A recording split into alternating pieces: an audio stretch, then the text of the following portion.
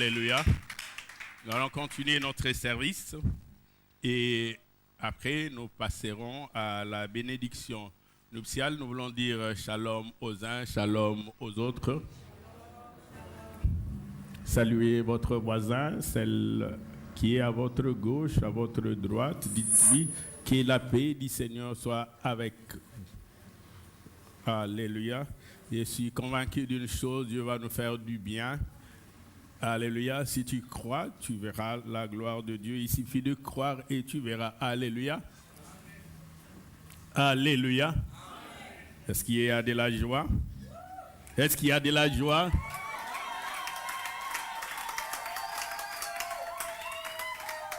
Alléluia. Nous avons commencé il y a quelques jours de cela un enseignement avec comme thème central: les pères ont mangé de raisins verts et les dents des enfants en ont été agacés. Le prophète Jérémie en a parlé, le prophète Ézéchiel également. Nous avions lu, nous nous souvenons, Ézéchiel, le 18e chapitre, le premier verset et le deuxième verset. Et il s'interroge pourquoi nous disons que les pères ont mangé les raisins verts et ce sont les dents des enfants qui en ont été agacés. Les pères ont été imprudents, les pères ont été fautifs, les pères ont été maladroits et ce sont les enfants qui en payent le prix. Les pères n'ont pas été visionnaires, ils n'ont pas été prévoyants et la sentence tombe sur leurs enfants. Alléluia. Nous avions en son temps posé la pierre d'assise, les fondements, notre socle. Nous avions expliqué les termes essentiels. Nous ne savons pas revenir sur cela aujourd'hui. Dans la première partie, c'était la même question que le prophète Ézéchiel se pose dans le 18e chapitre et que nous nous sommes également posés. Pourquoi dites-vous cela? Au-delà de la question, c'était l'expression d'une indignation et même d'une désapprobation. Pourquoi devions-nous le dire? Parce que pour le prophète Ézéchiel, nous ne devions pas le dire. Alléluia. Dans la deuxième partie, nous avons parlé d'une grâce exceptionnelle. Nous avons évoqué les cas de quelqu'un qui aujourd'hui, ça peut aussi être toi. Le cas d'une famille dont les dents ont été épargnées. C'est la postérité de Saül, les descendants de Saül. Il s'agit du cas de Méphibosheth qui se trouve dans 2 Samuel chapitre 9. À partir du premier verset, il est dit clairement que David s'était décidé d'épargner la famille de Saül afin que les dents des enfants de Saül ne soient pas agacées pour le faute de Saül, mais que leurs dents soient épargnées à cause de Jonathan. Et dans la troisième partie, il était question d'agir, de travailler pour briser cette chaîne de malédiction. Comme il est dit dans les livres d'Exode, Dieu punit l'iniquité des pères aux fils jusqu'à la 3e et la 4e génération. C'est-à-dire la 3e, la 4e génération était en train de payer les prix d'une faute commise par leur arrière-grand-père. Mais il était possible, comme par la grâce exceptionnelle que la postérité de Saül a obtenue à cause de Jonathan. Je suis en train de nous dire que ces cas-là n'étaient qu'une figure de choses à venir, parce que Jonathan ne représentait que les symboles du médiateur, le vrai, et celui par qui nous devions être pardonnés, Jésus-Christ. Je suis en train de parler dans la troisième partie de cette possibilité qu'invoque Jérémie de briser cette malédiction. Il dit dans Jérémie, le 31e chapitre, le verset 29, Jérémie, le 31e chapitre, le verset 29, il dit: en ces jours-là, on ne dira plus, les pères ont mangé les raisins verts et les dents des enfants ont été agacés. Et ce temps est arrivé où nous pouvons briser cette chaîne de malédiction, où le péché des parents ne puisse plus tomber sur les enfants. Les parents veulent pratiquer les sciences occultes, c'est leur propre turpitude et ils en paieront seuls les prix. Ils vont faire la magie, c'est leur propre turpitude. Ils vont invoquer les morts, aller dans les cimetières, dans les lieux obscurs, dans les eaux profondes. Les enfants n'en paieront pas le prix. Et le prophète Jérémie dit, ces jours-là est arrivé, ces jours-là dont il a prophétisé. Et nous avons vu ensemble plusieurs cas de gens qui ont réussi à détourner la colère de Dieu, notamment Finé, qui avait réussi à tourner la colère de Dieu qui s'abattait sur Israël par le fait qu'Israël s'était tourné vers l'idolâtrie. Et par l'œuvre de bravoure de Finé, Dieu pardonna les péchés des enfants d'Israël. Mais nous avons également parlé de l'œuvre de sagesse, d'intelligence qui s'était retrouvée dans les enfants de Noé. Pendant que Cham, père de Canaan, était entré dans la tente, avait vu la nudité de son père et il en fit les rapports, le récit, le détail de manière moqueur.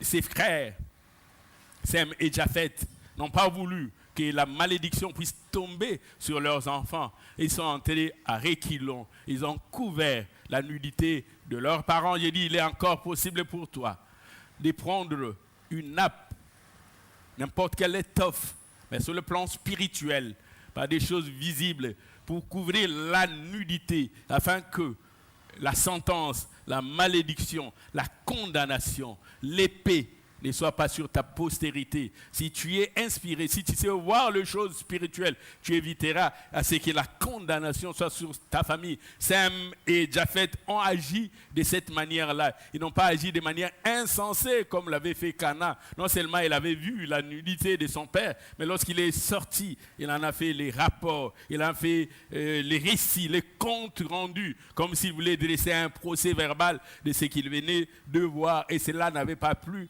au père à son réveil. Sem et Japhet n'ont pas voulu amener la malédiction sur leur postérité. Je suis en train de dire à quelqu'un, il est possible pour toi aussi d'agir de la sorte, de couvrir la source ou l'origine de la malédiction. Tu peux cacher cela, tu peux empêcher la malédiction de tomber sur tes enfants. Cham n'avait pas cette révélation, mais Sem et Japhet ont agi avec sagesse et intelligence. Et si tu as de la sagesse, tu agiras de la sorte. L'apôtre Jacques nous dit que c'est lui qui manque de la sagesse, qui demande à Dieu, qui donne à tout simplement. Alléluia. Si tu manques la sagesse, tu peux demander à Dieu. Mais nous avons encore vu un prophète qui avait agi. Un roi qui avait agi selon la révélation de Dieu, bien qu'il soit né d'une famille idolâtre, son père était idolâtre, son grand-père de même, mais lui avait agi différemment. J'étais en train de nous dire que tu peux briser cette chaîne de malédiction, comme l'avait fait Josias qui était fils du roi Amon. Mais il devint roi, il n'était qu'enfant. Mais il résolut en son cœur de rechercher l'Éternel. Ne dis pas je suis né dans une famille d'idolâtres. Ne dis pas que je suis né dans une famille où les gens invoquent le mort. Tu peux briser cela. Cela a été fait par tes grands-pères.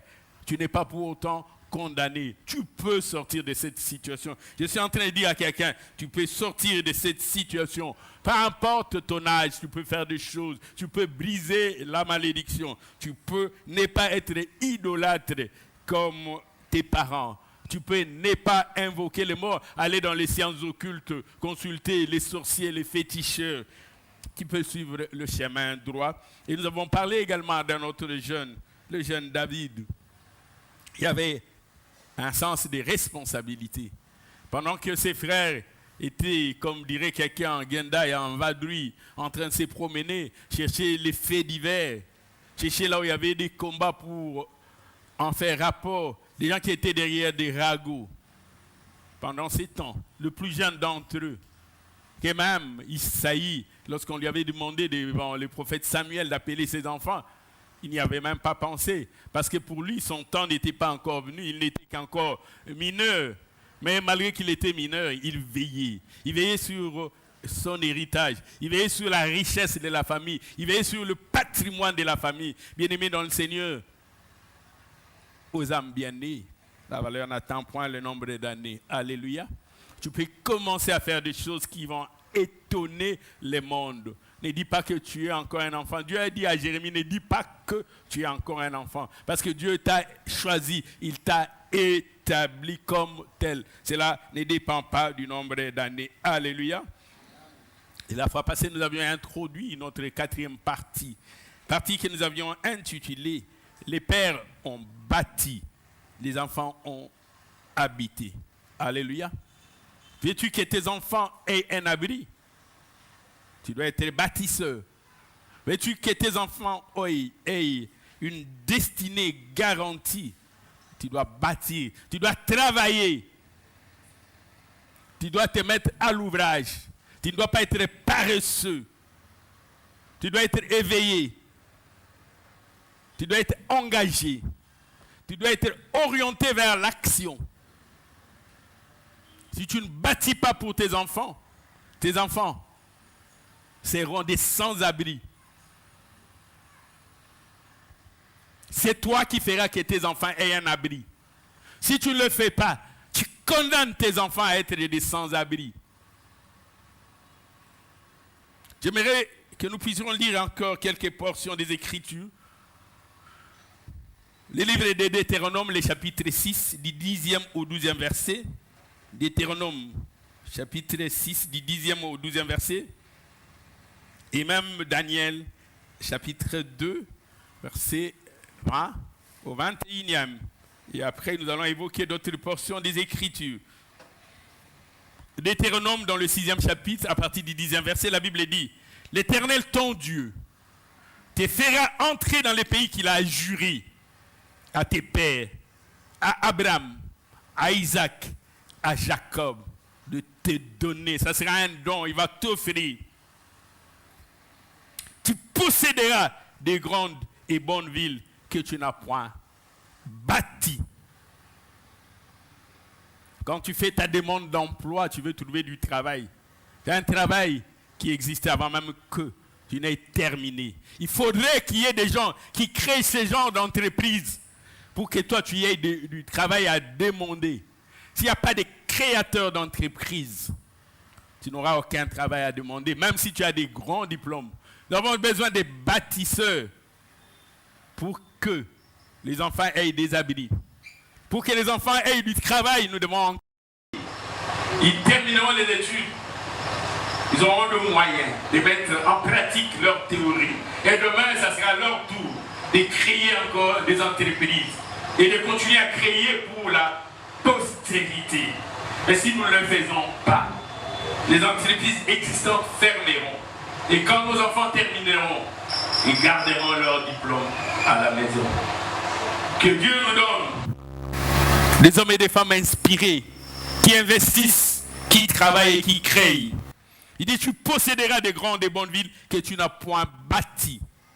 Des maisons qui sont pleines de toutes choses, de toutes sortes de biens, et que tu n'as point remplies. Des citernes creusées que tu n'as point creusées. Des vignes et des oliviers que tu n'as point plantés. Lorsque tu mangeras, lorsque tu te rassasieras, rare de toi d'oublier l'Éternel qui t'a fait sortir du pays d'Égypte. Garde-toi d'oublier Dieu qui t'a fait sortir de la maison des servitudes, de l'esclavage, qui t'a affranchi. Parce qu'il va te donner des maisons que tu n'as point bâties. Il est en train de dire, Dieu n'a pas commencé à préparer ta destinée quand tu es venu au monde. Avant même que tu naquisses, avant même que tu aies été conçu, Dieu avait déjà un plan pour toi. De la même manière, toi aussi, tu dois avoir un plan pour tes enfants. Tu dois concevoir, réfléchir pour le lendemain de tes enfants. Daniel chapitre 2, verset 20, la Bible dit, Daniel prit la parole et dit: béni soit le nom de Dieu, d'éternité en éternité, à lui appartiennent la sagesse et la force. Et Daniel ajoute: c'est lui qui change le temps et les circonstances. Je suis venu à dire à quelqu'un, à cette maman, à ses papas, à cette jeune fille, ces jeunes garçons, que Dieu peut changer les temps. Dieu peut changer les circonstances. Il peut prendre cette déportée juive qui vivait dans une nation qui n'était pas la sienne, du jour au lendemain, en faire une reine, honorée, respectée, assise sur le trône. Je suis en train de dire à quelqu'un, même si par ta naissance tu étais esclave comme Esther, Dieu peut changer les temps. Il peut changer les circonstances. De la déportée juive, tu peux te retrouver assis sur le trône. Je suis en train de dire à quelqu'un, Joseph n'est pas entré en Égypte comme général. Il n'est pas entré en Égypte comme ministre. Il est entré en Égypte comme esclave. Et finalement, il va se retrouver en prison.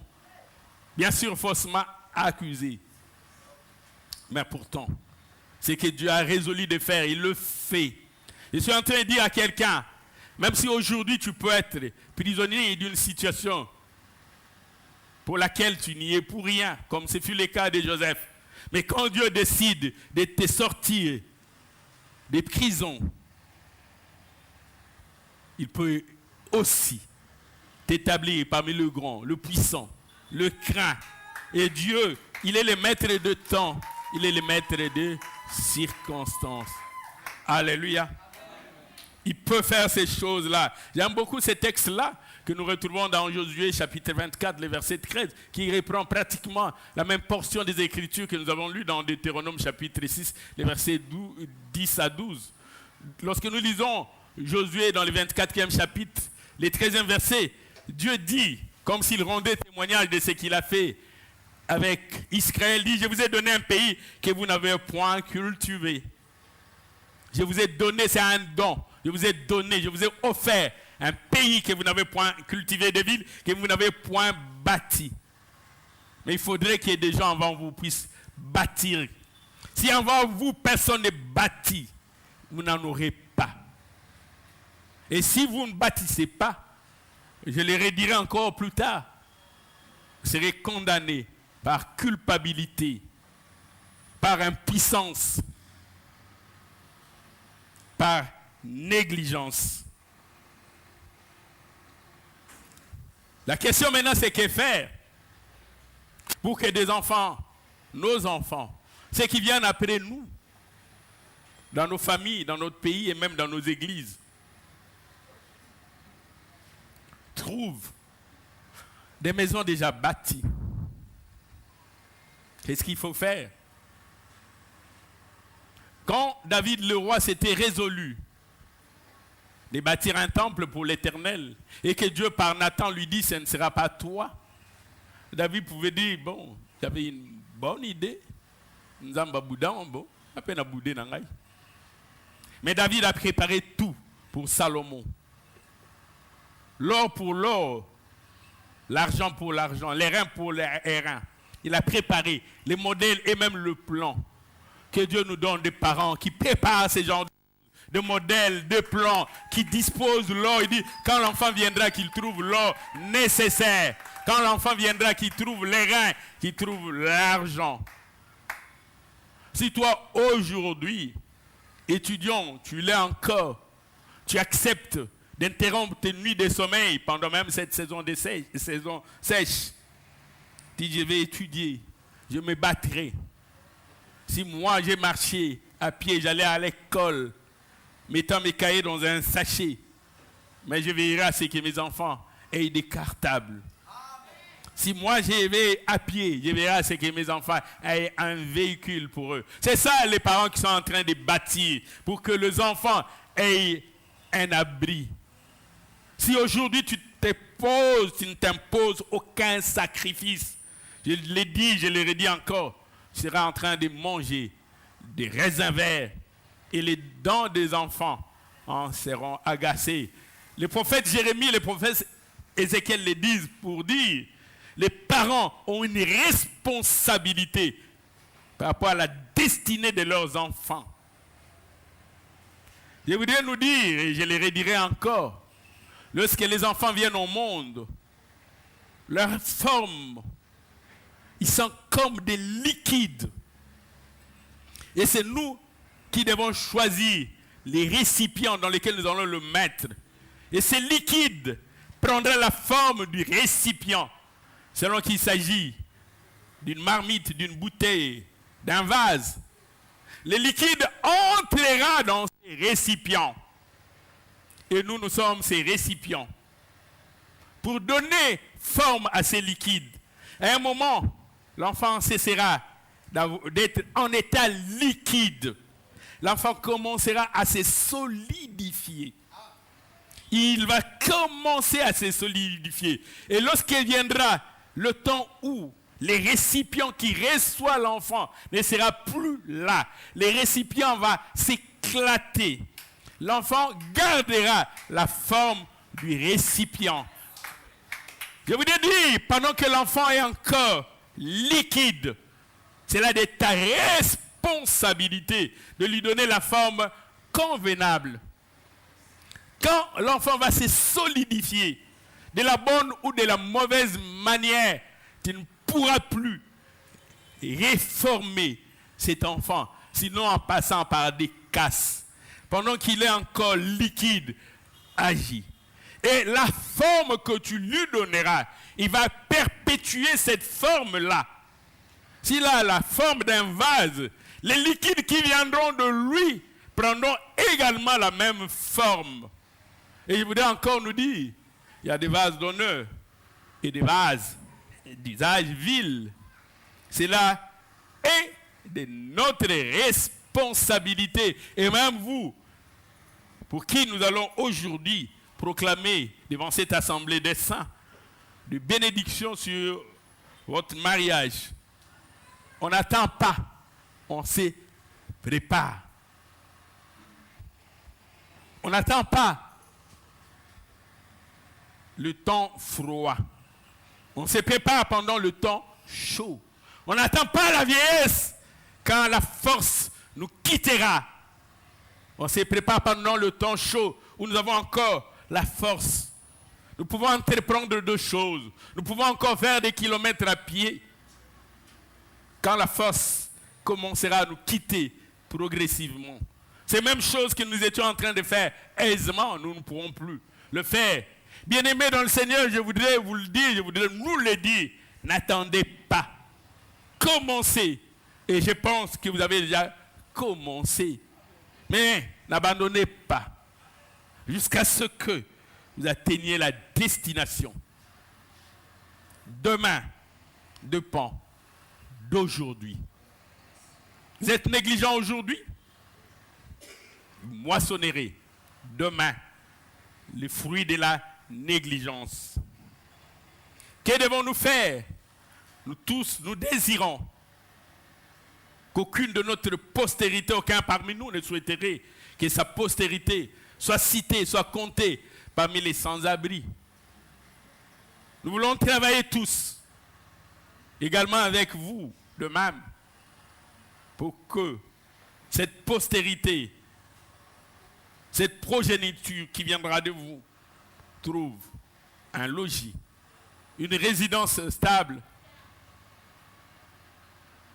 C'est ainsi que Dieu dit par Ésaïe, voici, j'ai placé pour fondement à Sion une pierre. Il n'a pas pris le sable, il n'a pas pris du bois. Dieu prend pour fondement à Sion une pierre, et pas n'importe quelle pierre, une pierre éprouvée, une pierre de prix, de grande valeur, afin que quiconque prendra cette pierre comme appui ait une demeure stable, qui n'est point hâte à s'enfuir. Que faut-il faire? La première des choses, obtenir les instructions de Dieu. Si tu ne veux pas échouer dans cette entreprise, cette tâche ô combien difficile, de faire de ta postérité des hommes et des femmes respectables et respectés, je dirais même honorables et honorés. Il y a des choses que tu dois faire aujourd'hui. Il y a certaines choses qui demandent du temps, comme bâtir une maison. Ça ne se fait pas en un jour. N'attends pas qu'il y ait la pluie. N'attends pas qu'il y ait ces vents. Noé n'avait pas attendu pour commencer à construire l'arche, son grand bateau. On construit l'arche avant la pluie. Si tu attends la pluie, Ça sera tard, j'aimerais encore vous le dire. N'attendez pas la pluie. S'il faut commencer à construire l'arche, c'est maintenant.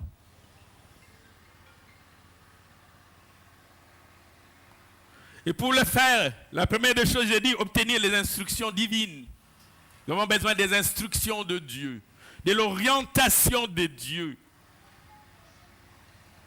Que Dieu nous oriente. Que Dieu nous guide.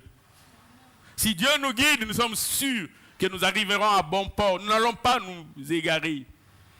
Le psalmiste David dit, il me dirige, crée des eaux paisibles. Il conduit mes pas vers pâturage. Que Dieu nous conduise. J'aimerais encore nous rappeler cette histoire de Manoach, le père de Samson. C'est Danite, Manoach.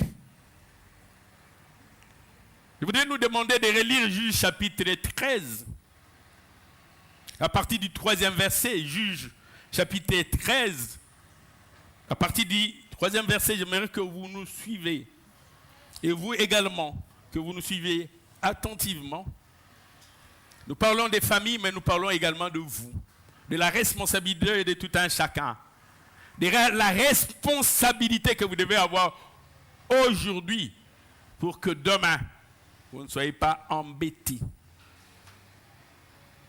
J'ai dit toujours aux étudiants, si vous attendez la session pour commencer à étudier, peut-être que vous étudierez pour avoir 2 points. Et si vous n'atteignez pas cet objectif de part de vous-même, vous chercherez des réponses chez le voisin. Celui qui cherche une réponse chez le voisin n'a pas compris, c'est qu'il est parti faire à l'université. On ne part pas à l'université pour chercher le point. On ne part pas à l'université pour chercher un diplôme. Il y a des forceurs suffisamment élaborés qui peuvent vous en faire un diplôme en médecine, en droit, en économie. On ne va pas à l'université pour chercher un diplôme. C'est les savoirs, c'est la science. Et la tricherie ne va pas vous conférer les savoirs et la science. Et donc, si vous voulez posséder les savoirs et la science, commencez à étudier dès la rentrée. Juge chapitre 13. Juge chapitre 13. Le verset 3, la Bible dit, un ange de l'Éternel apparut. Il apparut à la femme de Manoach et lui dit, voici, tu es stérile et tu n'as point d'enfant, mais tu deviendras enceinte et tu enfanteras un fils. Verset 4. Maintenant, prends bien garde. Mais l'enfant n'est même pas encore conçu.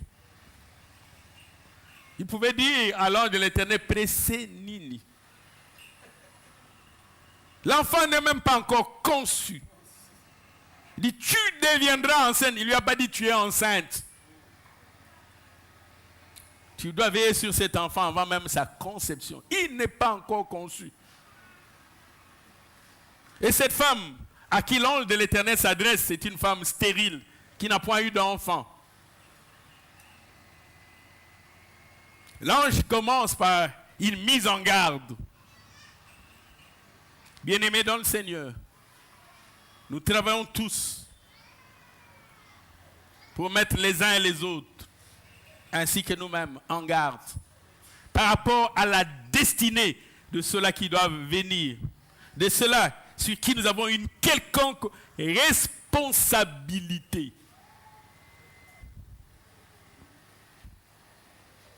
Les consultations prénatales commencent lorsque la femme a déjà conçu. Mais Dieu, lui, n'attend pas la conception. Il dit, je commence déjà à vous donner des directives. Parents, donnez des directives. Parents, donnez des directives. Ça, c'est votre tâche, c'est votre responsabilité, c'est votre devoir de donner des directives. Comment faire?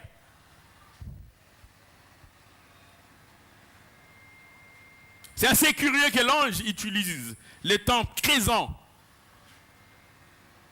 la logique aurait été qu'il utilise les figures. Il devait dire à la femme de Manoach, tu ne boiras pas quand tu seras enceinte. Il dit, me voici, ne bois ni vin ni liqueur forte. Et ne mange rien d'impur. Je n'ai même pas encore conçu. Que Dieu nous donne des parents qui pensent à la destinée de leurs enfants avant même que ces enfants ne soient conçus. Des gens qui sont des visionnaires, ils n'attendent pas la conception. Lévi avait donné la dîme avant même la conception, avant même que son père et même son grand-père n'aient vu le monde. Il était encore dans les entrailles d'Abraham et il paya la dîme, comme dit l'Épître aux Hébreux. J'ai dit premièrement la mise en garde. La mise en garde. Et c'est vrai, dans le verset 5, il utilise les futurs. Il dit, tu deviendras enceinte, tu enfanteras un fils. Mais n'attends pas. Déjà maintenant, commence à te comporter en fonction de ce que tu seras. Tu es appelé à la royauté. N'attends pas de devenir roi. Commence à adopter ces comportements responsables. Tu es appelé à un ministère. N'attends pas. Commence à te comporter en fonction de ces ministères. N'attends pas. Dis non, j'aurai le temps. Non, tu n'auras pas le temps. Commence maintenant. Non, quand je serai papa, je serai responsable. Non, commence maintenant.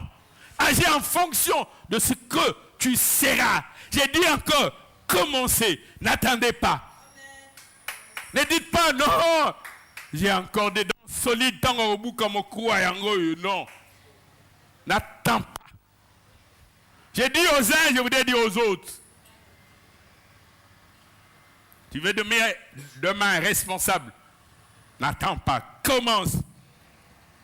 Tu deviendras enceinte et tu enfanteras un fils. Il est en train de les équiper pour une tâche qu'ils auront à faire. Mais cet enfant, il n'est même pas encore conçu.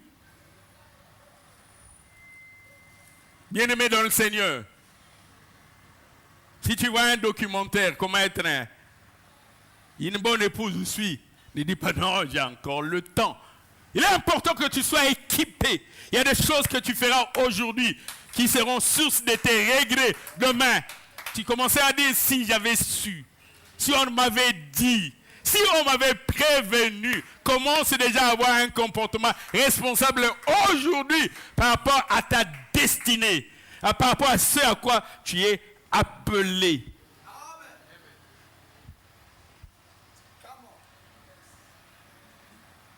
Que les parents veillent sur cela. Il dit, le rasoir ne passera pas sur sa tête. Sur la tête de qui? De cet enfant qui n'est même pas encore conçu. Mais d'autre part, on donne la responsabilité de parents. Il y a des choses que l'enfant ne fera pas, que toi, tu feras. L'enfant qui naît, qui vient au monde, ne te dira pas « Amène-moi ». C'est vrai, certains peuvent le dire. Déjà à l'école. Gloire à Dieu. Si ces bébés te les demandent déjà. Il y a des choses qui relèvent de ta responsabilité. Que tu le feras, que tu dois le faire. Si tu ne le fais pas, tu es pire qu'un infidèle. Et je dirais, tu as renié ta foi. Il y a des choses que tu dois faire.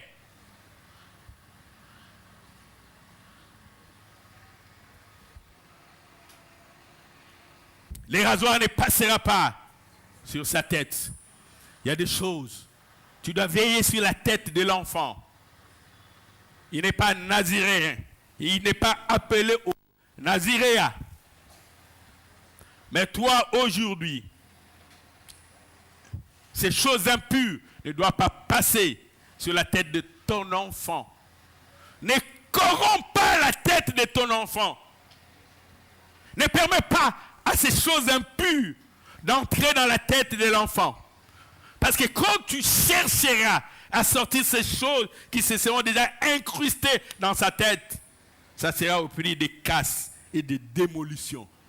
Alors veille à ce que les rasoirs ne passent pas sur cet enfant. Veille-y. J'ai dit pendant que l'enfant a encore l'état liquide, tu peux mettre cet enfant dans n'importe quel récipient et cet enfant reflétera la forme du récipient. C'est ta responsabilité. Ne viens pas nous dire, moi, nazo coquet sous-souté. Où est-ce que tu étais lorsque l'enfant n'était que dans un état liquide? Aujourd'hui que l'enfant a pris l'état solide, il te faut des burins, des marteaux pour modifier sa structure. Et ce n'est pas évident. Cet enfant a une destinée. Chaque enfant qui vient au monde, n'écarte pas l'enfant de sa destinée. C'est ta responsabilité. L'ange de l'Éternel dit à la femme de Manoach, les rasoirs ne passera jamais sur sa tête. En le faisant, tu éloigneras l'enfant de sa destinée. Je voudrais demander aux parents, aux futurs parents, de veiller à cela. À ce que ces rasoirs ne passent pas sur la tête de cet enfant qui viendra. Et pour le faire, il y a deux choses que toi, tu ne dois pas faire. On dit à la femme de Manoach de ne pas boire du vin, ni liqueur forte, et de ne rien manger d'impur, que rien d'impur n'entre dans ta bouche. J'ai dit encore que rien d'impur n'entre dans ta bouche. Ça, c'est ta responsabilité. Si tu n'y veilles, tu es en train de manger les raisins verts et tu risques de faire passer l'enfant à côté de sa destinée. Cet enfant, Dieu connaît son avenir. Il dit, il délivrera Israël de l'oppression des Philistins. Ça, c'est qu'il fera. Mais toi, Père, tu as la responsabilité de veiller, de façonner, de travailler pour que l'enfant atteigne cet objectif. Et c'est notre responsabilité. J'ai dit encore, quand je dis Père, ce n'est pas Père biologique. Tout celui qui a la responsabilité, le droit, l'obligation de façonner, de conduire, de diriger. Même toi, berger, même toi, responsable de la chorale, du protocole. Toi, pasteur, tu as cette responsabilité. Toi, parrain, tu as cette responsabilité de veiller à cela. Amen. Le verset 6. La femme de Manoach alla dire à son mari. J'aime beaucoup cette dimension-là. On l'avait évoqué il y a quelque temps dans un enseignement des couples que nous avions évoqué comme complicité. Je ne veux pas travailler seul. Je voudrais travailler en équipe. L'ange s'est révélé à la femme. La femme dit, je vais voir mon complice pour que nous travaillions ensemble. Si l'homme n'est pas dans la complicité de ses plans, un jour la femme allant au marché rentrant, tu verras la femme rasée. Dis, mais comment tu l'as rasée? Mais qu'est-ce qui m'empêchait de raser la tête de l'enfant? Mais l'ange nous avait dit, l'ange t'avait dit, moi je ne le savais pas. Tu n'atteindras pas cet objectif seul, sans complicité. Femme, homme, soyez de ce point de vue complices. Papa a puni l'enfant. Il ne mangera pas. Tu amènes l'enfant dans la chambre, mange, qu'est-ce qu'il croit? Est-ce que c'est lui qui prépare? Quand je me brille le doigt au feu, c'est lui. Il a décidé que tu ne mangeras pas. Moi, je décide de le contraire. Tu n'es pas complice qui détruit la destinée de l'enfant. Tu veux faire croire à l'enfant que tu l'aimes plus que son père. Mais en réalité, tu ne l'aimes pas. En réalité, tu ne l'aimes pas. Tu es en train de détruire sa destinée. Si tu l'aimais réellement, le père l'a puni, tu ajoutes à la punition. Tu en rajoutes. il y aura une complicité. Il dit, moi je ne vais pas travailler seul. Soyez complices. Soyez complices. Qu'aujourd'hui nous avons vu des choses qui n'existaient pas à l'époque de nos parents, de nos grands-parents, de nos arrière-grands-parents. Des femmes mariées en train de construire des maisons. L'époux n'est pas au courant. Elle a même un commerce. Elle l'importe, elle vend. Son époux n'est pas au courant. Femme infidèle, comment peux-tu agir de la sorte? La femme de Manoah, elle a dit à son mari que Dieu éveille cette complicité au milieu de nous. Cette complicité, nous voulons vivre cela chaque jour, pas un instant, mais de manière permanente. Quand l'homme parle, la femme parle, c'est identique. Les gens ne sont pas étonnés. Ils disent, je savais que tu allais dire exactement comme ton mari. Le mari dit, on avance, la femme dit, on recule. Vous n'êtes pas complice. La femme de Manoah, elle a dit à son mari, un homme de Dieu est venu vers moi. Et il avait l'aspect d'un ange de Dieu, un aspect redoutable. Je ne lui ai pas demandé d'où il était. Et il ne m'a pas fait connaître son nom. Mais il m'a dit, alléluia, que la femme soit cette femme qui partage ce qui lui a été dit. Si tu ne le fais pas, tu marches dans l'infidélité. Il m'a dit, je ne marcherai pas seul, je ne combattrai pas seul, je n'agirai pas seul. Je voudrais pour que nous atteignions le résultat, que nous soyons ensemble, que nous soyons des complices, que nous marchions ensemble. Il m'a dit, ce qu'il m'a dit, je te le dis.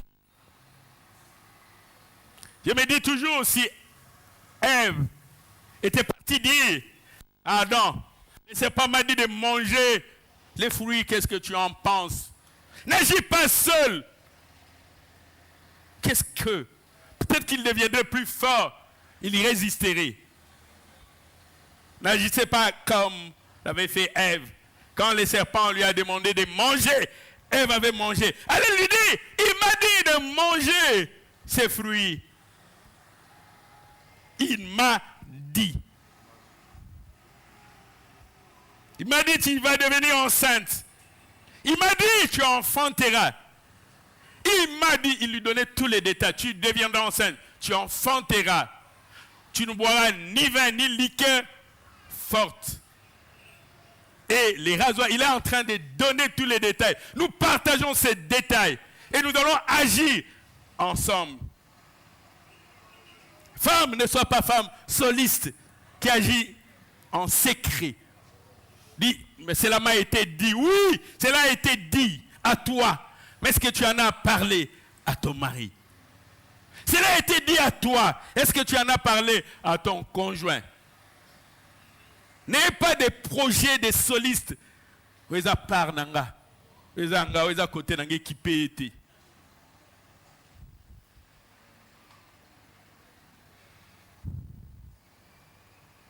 Troisième chose, j'ai parlé d'abord de la mise en garde. Deuxième chose, j'ai parlé de la complicité. Troisième chose, la prière. La prière de Manoah. Verset 8, Juge chapitre 13, verset 8. Manoah fit cette prière à l'Éternel. Ah Seigneur éternel, qui est l'envoyé, l'émissaire, les messagers que tu as envoyés viennent encore. Qui viennent encore. Tu en as parlé, il a parlé à mon épouse. Mais nous voudrons cette fois-ci qu'il nous parle dans un culte familial, qui nous parle ensemble, qui nous parle lorsque nous sommes réunis en prière, que lorsque l'un oubliera, que l'autre rappelle. Lorsque l'un oubliera, l'autre s'en souvienne. Lorsque l'un oubliera, l'autre fortifie. Nous voulons marcher ensemble. Nous voulons partager cette expérience. Nous voulons partager cet enseignement. Seigneur, viens nous enseigner. Quel est le messager que tu as envoyé qui vienne encore? Il dit qu'il nous enseigne l'enseignement qu'elle a reçu, les instructions qu'elle a reçues, les recommandations qu'elle a reçues. Moi aussi, j'en ai besoin. Nous voulons être édifiés ensemble, guidés, orientés. Nous voulons tenir sur le même socle, sur le même fondement, sur la même pierre, sur la même révélation. Qui nous enseigne ce que nous devons faire pour l'enfant. C'est comme si Manoach voulait dire, l'enseignement que tu avais donné était un enseignement incomplet. La femme n'est pas seule à éduquer, à élever, à guider, à orienter, à former, à façonner. Elle ne peut pas travailler seule. Non seulement je voudrais qu'en revenant, tu confirmes cet enseignement pour sceller l'enseignement, mais qu'aujourd'hui, l'auditoire soit au complet. Qu'il nous enseigne ce que nous devons faire pour l'enfant qui naîtra. C'est assez curieux quand vous voyez la forme de la conjugaison. Manoach parle exactement de Dieu. Manoach aussi utilise le temps présent. J'aurais bien voulu que Manoach puisse dire aussi ce que nous ferons. Il sera dans le futur. Mais il dit ce que nous devons faire. Bien aimé, j'ai dit, il faut travailler au temps présent. N'attendez pas le futur. Ce que nous devons faire. Nous sommes au présent. L'enfant n'est même pas encore conçu. Nous devons commencer à agir. N'attendez pas que l'enfant soit conçu.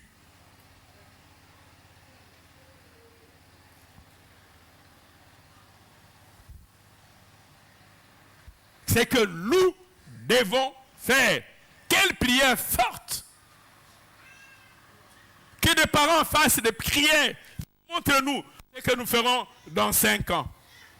Dieu montre-nous ce que nous devons faire dans 10 ans. Dieu montre-nous ce que nous devons faire dans 15 ans. J'ai dit aux parents encore, pour vos enfants, qu'il ne manque pas de l'huile dans leur lampe. J'ai dit encore aux parents, ne manquez pas de l'huile dans vos lampes, prévoyez. N'attendez pas. N'attendez pas. J'ai dit encore, n'attendez pas. Ce n'est pas quand on dira le pouls arrive et que vous commenciez à chercher de l'huile. N'attendez pas. Qu'il nous enseigne ce que nous devons faire pour l'enfant qui doit naître. Jeune homme, tu n'as même pas de prétendants, de fiancés, ni de candidates, ni d'élus de ton cœur. Mais tu as déjà cette prière. Et ça là va montrer réellement que tu as la foi. Et le moment venu, tu vas nous le démontrer. Tu vas démontrer par ta foi ces choses que nous ne voyons pas. Manoach veille sur le culte familial, qu'on nous enseigne ce que nous devons faire. J'aime beaucoup le verset 9, Juge chapitre 13, verset 9. Quand vous faites ce genre de prière, dans l'unité, dans la foi, dans la conviction, Dieu s'est hâte de vous exaucer. J'ai dit, Dieu va se hâter de vous exaucer. Lorsqu'il verra cette complicité en vous.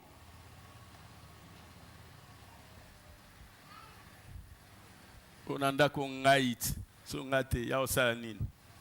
marchez pas dans la complicité. Et Dieu ne va pas se retrouver dans ce genre de discours. J'ai dit, Dieu ne va pas se retrouver dans un discours de désunion. Un discours de séparation. Dieu voudrait vous voir dans un discours d'unité. Ensemble, nous avons combattu. Ensemble, nous avons gagné.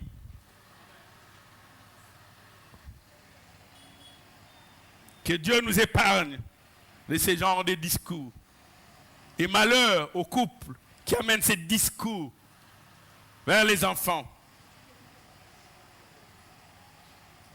Cette maman ou ce papa qui dit à l'enfant, si moi je n'avais pas fait ceci, ton père ou ta mère, dans son irresponsabilité, n'aurait rien fait. Mais lorsque Manoach, ensemble, avec son épouse, avait prié, le verset 9 nous dit, Dieu exauça la prière. Et l'ange de Dieu vint encore.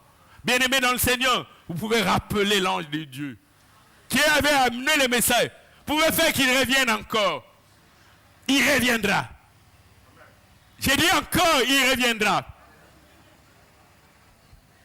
Et l'ange de Dieu va encore. Et comme si l'ange voulait éprouver la femme de Manoach. C'est Manoach qui va faire la prière. Mais c'est curieux. L'ange apparaît encore à la femme. C'est Manoach qui fait la prière. Mais la vision, la révélation vient à la femme. Pour l'ange, c'est une même personne. Il marche dans l'unité, dans la complicité. Manoach fait la prière, mais la vision vient à la femme. C'est comme si Dieu voulait voir comment la femme allait réagir. Comme tu as révélation, et place à Kenda na habité. Fallait zala. Et mon lié pananga. Alléluia. La Bible dit à la fin du verset 9. Et Manoach, son mari, n'était pas avec elle. Mais pourquoi vous nous donnez ces détails? C'est important. Est-ce superflu? Non, c'est important. Il dit, Manoach n'était pas avec elle. Si on avait seulement dit, l'ange lui était apparu, on pouvait dire, mais Manoach était certainement à côté, parce qu'il y a quelques instants, il venait de faire la prière. La fin du verset 9, Juge chapitre 13 dit, Manoach n'était pas là. Mais que doit faire la femme? Que doit faire la femme? Je te pose la question, ma fille. Que doit faire la femme? L'ange apparaît de nouveau.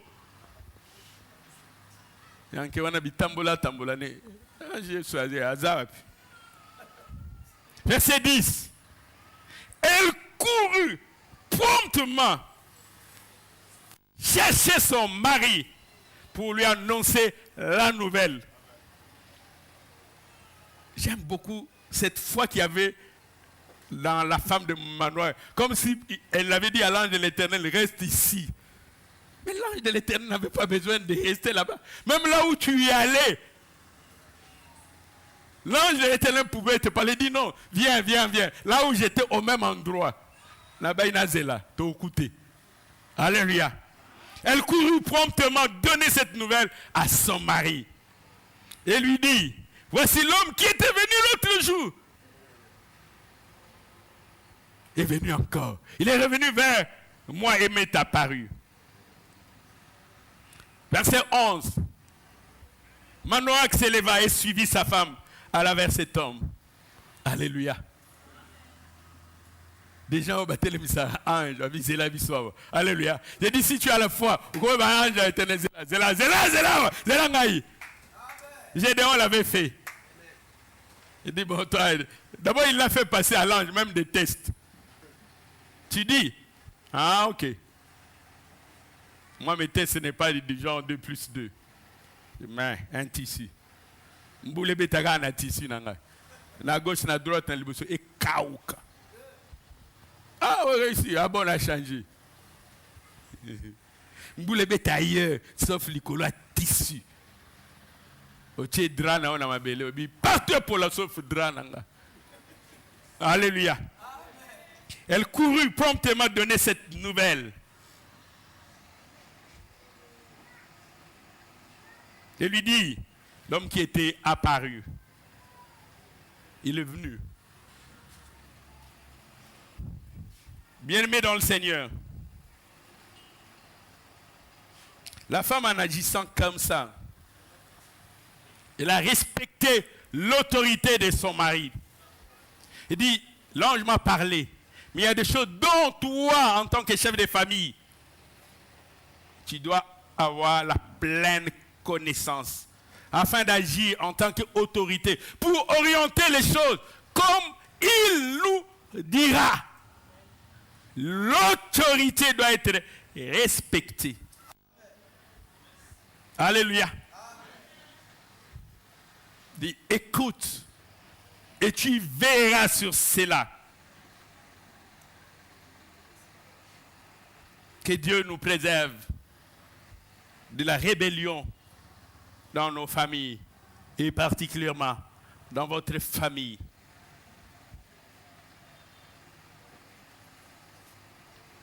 Mon mari, il est là.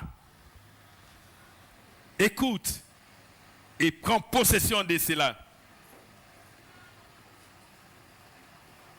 Dans le verset 12, Manoach repose la même question. Si ta parole s'accomplit, que faudra-t-il observer à l'égard de cet enfant?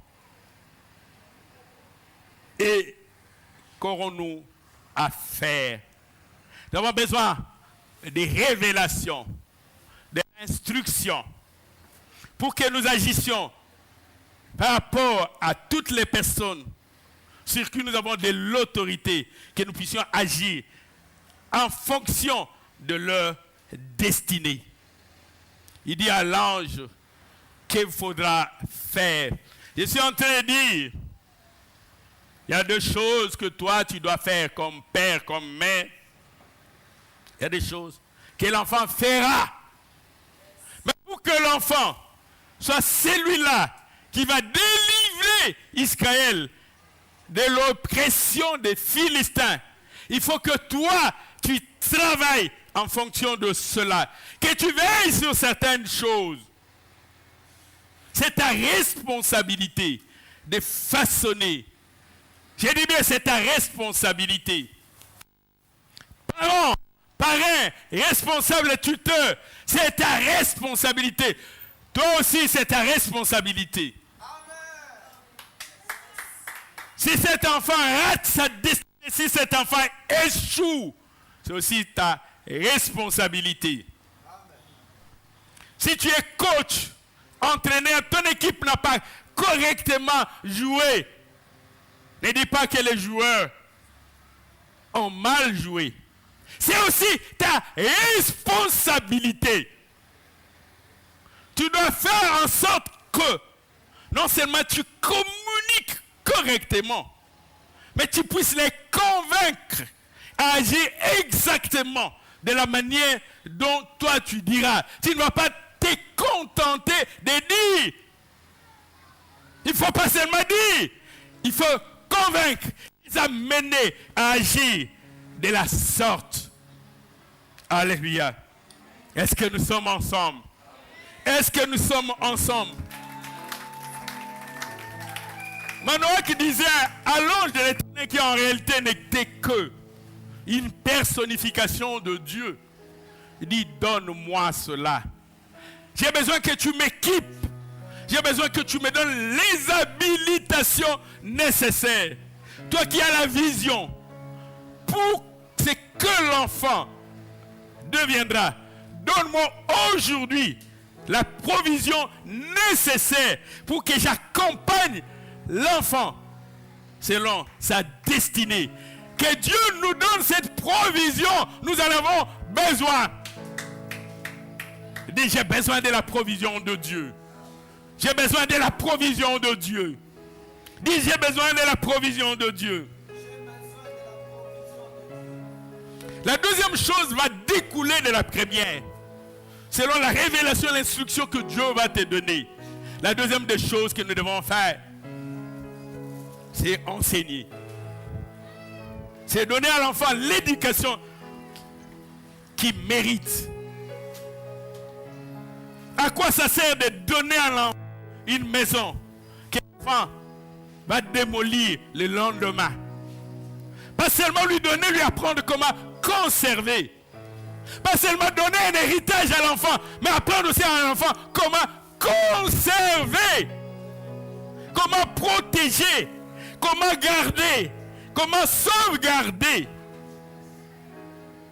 L'enfant, tu as reçu toi, parents, les instructions de Dieu. La deuxième des choses, c'est communiquer à l'enfant. C'est façonner l'enfant. C'est former l'enfant. C'est l'équiper. Un livre qu'on va lire et qu'on va relire encore pendant longtemps, Proverbe, le chapitre 22, le 6e verset que nous connaissons. Le 6e verset des Proverbes 22. Instruis l'enfant. Instruis l'enfant. Selon la voie, les chemins, l'orientation que l'enfant doit suivre. J'aime beaucoup cette connaissance qu'il y avait dans les livres des Proverbes.